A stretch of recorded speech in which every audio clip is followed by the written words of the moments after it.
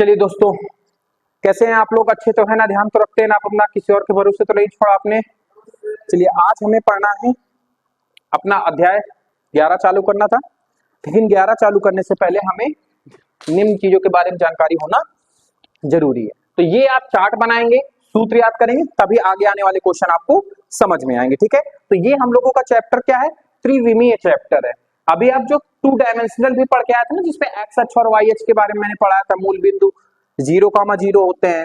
ठीक है, बताया था ना सारी चीजें। अब हम लोग क्या पढ़ेंगे? 3 डायमेंशनल पढ़ेंगे, त्रिविमीय पढ़ेंगे। ठीक है, त्रिविमीय आकृतियां, जितनी इसमें आकृतियां हैं, इनसे आपका कंपटीशन तक का काम चल जाएगा। इसमें मैंने एक आकृति बीच में मिस कर दिया है, वो है खोखले बेलन की। ठीक है, वो आपके उसमें आता नहीं है और उतना ज्यादा इंपॉर्टेंट है, उससे सूत्र काफी बड़े बड़े हैं, तो आपके ऊपर फालतू में बोझ पड़ेगा। तो जितना काम का है उतना ही पढ़ा रहे हैं।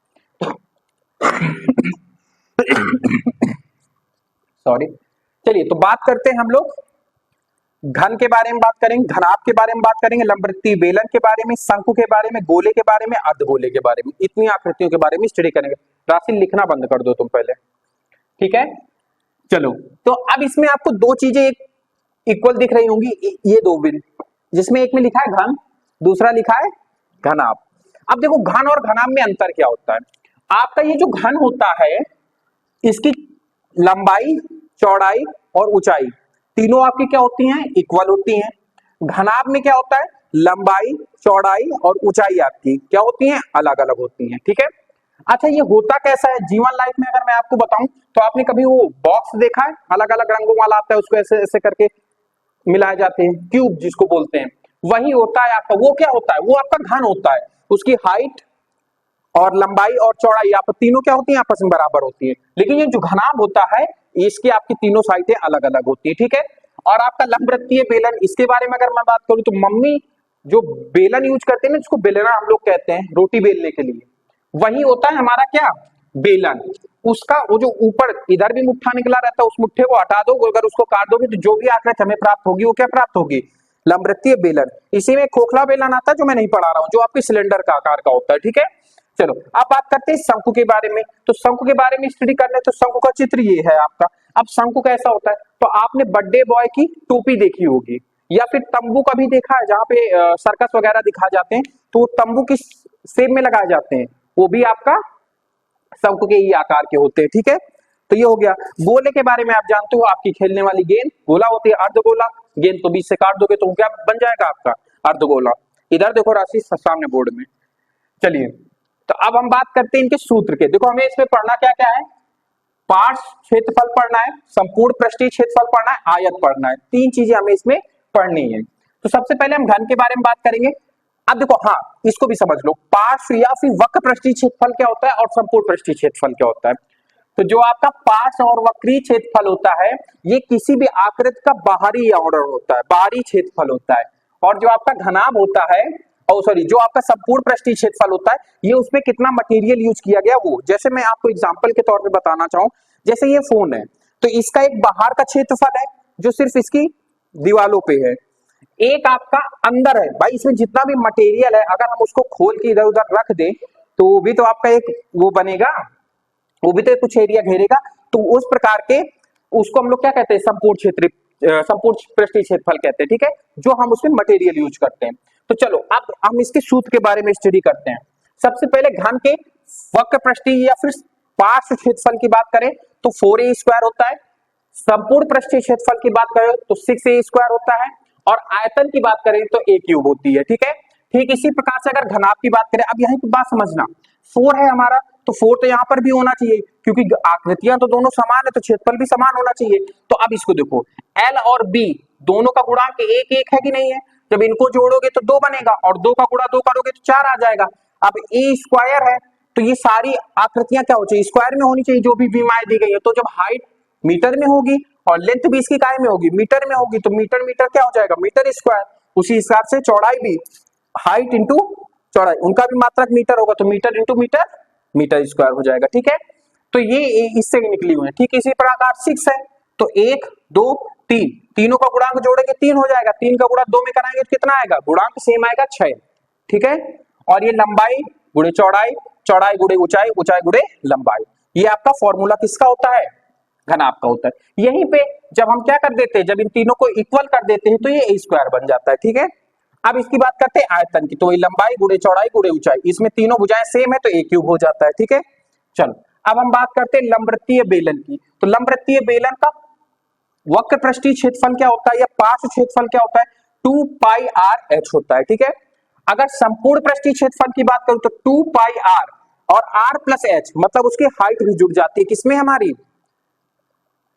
संपूर्ण में। कैसे, आप इसको समझो, देखो जैसे मैंने मान लिया कि यही हमारा क्या है, बेलन है, ये बेलन के आकार का है, छोटा सा ही है लेकिन है। अब इसको ऐसे खड़ा कर दो तो ये क्या है, इसका पार्श्व क्षेत्रफल आ रहा है, जितना भाई नीचे एरिया घेरेगा उतना ही तो ऊपर घेरता है, क्योंकि बराबर होता है, इक्वल होता है, तो नीचे वाला है। लेकिन अब देखो नीचे वाले में है तो केवल हम क्या लिए ना इसकी, सॉरी नीचे वाले में है केवल, तो हम क्या कर रहे हैं, केवल और केवल हाइट को मेजर कर रहे हैं। लेकिन जब संपूर्ण की बात करेंगे तो दो रेडियस है ना, एक ऊपर एक नीचे, तो ये वाली रेडियस भी यहाँ की क्या हो जाती है, जुड़ जाती है, ठीक है। तो 2 पाई आर, आर प्लस एच क्या हो जाता है, संपूर्ण पृष्ठीय क्षेत्रफल।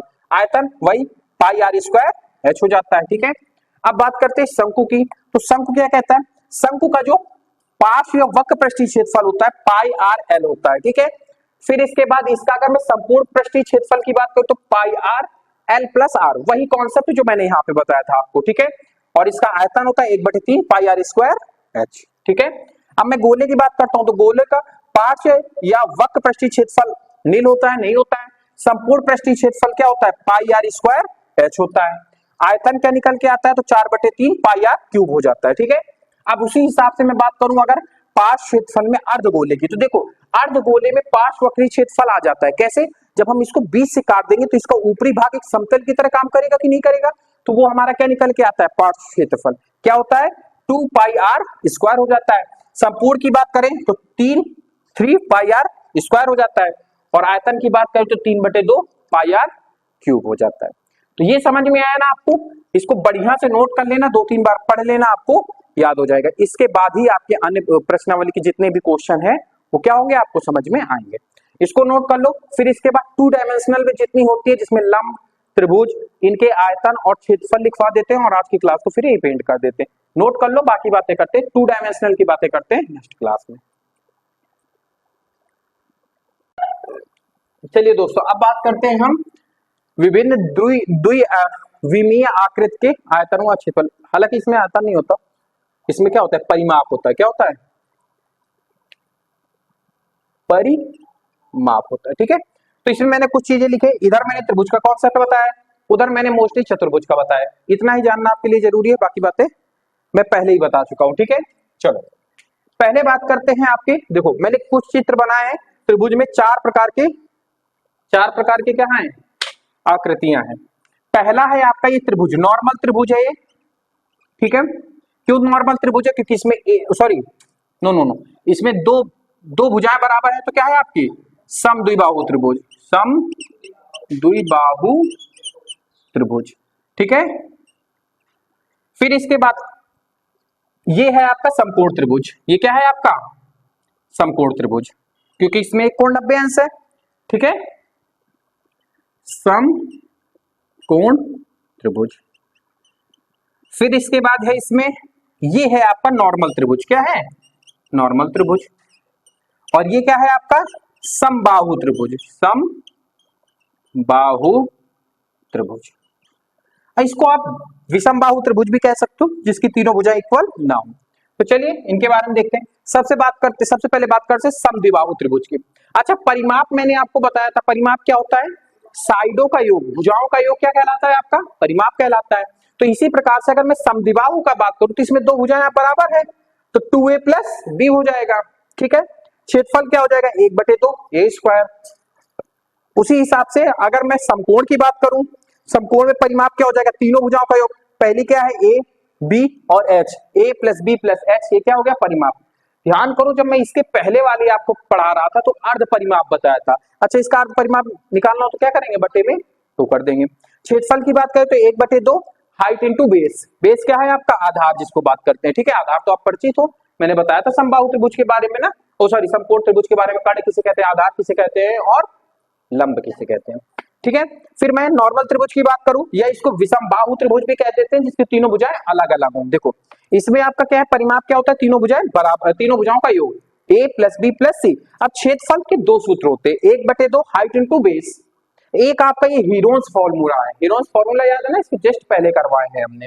फिर इसके बाद मैं बात कर देता हूं आपके समबाहु त्रिभुज की। कौन सा त्रिभुज है ये, समबाहु। इसमें परिमाप तीनों भुजाओं का योग 1a 2a 3a, तो 3a हो गया। क्षेत्रफल की बात करूं तो 1/2 हाइट इंटू बेस। दूसरा क्षेत्रफल की अगर इस फॉर्मूले से क्षेत्रफल निकलेगा तो √3 a² अपॉन h।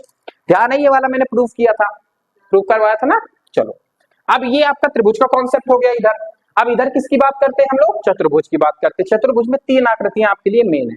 जैसे ये आकृति है आपकी समांतर चतुर्भुज, समांतर चतुर्भुज, ठीक है। ये आकृति है आपकी क्या है, देखो सुनो मेरी बात, इसका क्या प्रत्येक कोण 90 अंश आपको दिख रहा है, नहीं दिख रहा है, लेकिन भुजाएं इसकी बराबर है। अगर भुजाएं बराबर हो प्लस कोण 90 अंश हो तो वो क्या कहलाता है, आयत कहलाना है। लेकिन अगर 90 अंश ना हो तो ये क्या कहलाता है आपका समचतुर्भुज। पढ़े हो ना, सब पढ़ाए हैं हम, सब हमने पढ़ाए हैं आपको। और ये आपका क्या होता है, समलंब। सबसे ज्यादा मोस्ट इंपोर्टेंट यही है आपका समलंब। इसमें तो यूपी पुलिस से क्वेश्चन बनने के फुल चांसेस है इस वाली आकृति से, ठीक है। ये क्या है, समलंब चतुर्भुज, ठीक है। हाँ इनको देख लेते हैं फटाफट, बस आज की क्लास को फिर यहीं पे एंड करते हैं, ठीक है। इसको देखो, समचतुर्भुज क्या होता है आपका, समचतुर्भुज में परिमाप होता है भुजाओं का योग। अब ए ये है, बी, अब समांतर चतुर्भुज के आमने सामने भुजाएं बराबर होंगी तो 2a प्लस बी हो जाएगी। 2 बार a आएगा, 2 बार b आएगा, तो 2a प्लस 2b, 2 कॉमन ले लिए तो 2a प्लस b। क्षेत्रफल क्या हो जाएगा, वही लंबाई गुणे मतलब हाइट आपकी, तो हाइट क्या है h और बेस क्या है आपका a, तो a इंटू h। अब इधर ही अगर इसकी बात करते हैं, किसकी, समचतुर्भुज की, परिमाप वही होगा, चारों भुजाओं का योग a a a e, 4 bar a आ गया। क्षेत्रफल की अगर मैं बात करूं तो 1/2 d1 इंटू d2। ध्यान देने वाली बात यहाँ पे इधर इधर गौर करो तुम, ध्यान देने वाली बात ये है कि ये d1 आपका क्या है, पहला विकर्ण है, d2 हमारा क्या है, दूसरा विकर्ण है, ठीक है। बात समझ में आई। अब अगर मैं बात करता हूँ, ये समझ में आया ना, d1 d2 ये भुजाएं नहीं है, ये क्या है आपके विकर्ण। विकर्ण जानते हो क्या होता है, विकर्ण की परिभाषा बताओ, खड़े हो तुम, अक्षय खड़े हो।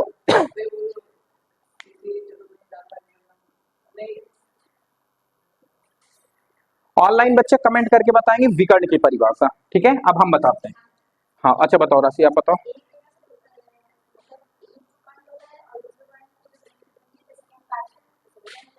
मतलब देखो राशि कहने का मतलब इसका सही है, लेकिन बता नहीं पा रही है, अब हम इसको बताते हैं। कोई भी चतुर्भुज होगा, अगर उसके आमने सामने के त्रिभुज, आमने सामने के बिंदुओं को या सिरों को आपस में मिला दिया जाए तो जो रेखा बन के आती है उसको क्या कहते हैं, विकर्ण कहते हैं। मतलब ये बिंदु इसके सामने, ये बिंदु इसके सामने, अगर इन दोनों को मिला देते तो क्या कहलाती है हमारी, विकर्ण कहलाती है। इसको इसको इसको इसको विकर्ण कहलाती है, ठीक है। तो समझ में आई आपको बात अच्छे से, तो ये विकर्ण है d1 d2, ठीक है। चलो अब बात करते हैं समलंब की। देखो इसको अच्छे से पढ़ना, समलंब का परिमाप होता है चारों भुजाओं का योग, जो भी आपकी भुजाएं दी गई हो। इसमें 2 समांतर भुजाएं होती हैं और 2 असमांतर भुजाएं होती है, मैं ये सारी चीजें आपको बता चुका हूं, है ना। और परिमाप क्या होता है, चारों भुजाओं का योग, जो भी आपकी 4 भुजाएं दी गई हो। और क्षेत्रफल क्या होता है, 1/2 हाइट इंटू दोनों समांतर भुजाओं का योग, जो भी है ए और बी, ठीक है। तो समझ में आया मेरे हिसाब से, मैंने अपने आप से बहुत अच्छे सिखा दिया है। और हाँ, इसके नोट्स बना के रखिएगा, परमानेंट इसको फेरते रहिएगा। और जो इससे पहले मैंने त्रिविमीय सूत्र करवाए थे ना आकृतियों के, उनको मैं आपको बारी बारी रिवाइज कराता रहूंगा, तो आपको याद हो जाएंगे, लोड लेने की दिक्कत नहीं है, ठीक है। तो आज की क्लास को फिर यहीं पे एंड करते हैं, बाकी बातें करते हैं नेक्स्ट क्लास में।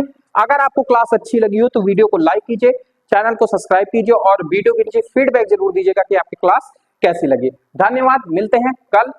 और सभी बच्चे अपने और अपनों का ख्याल रखिए, ठीक है, धन्यवाद।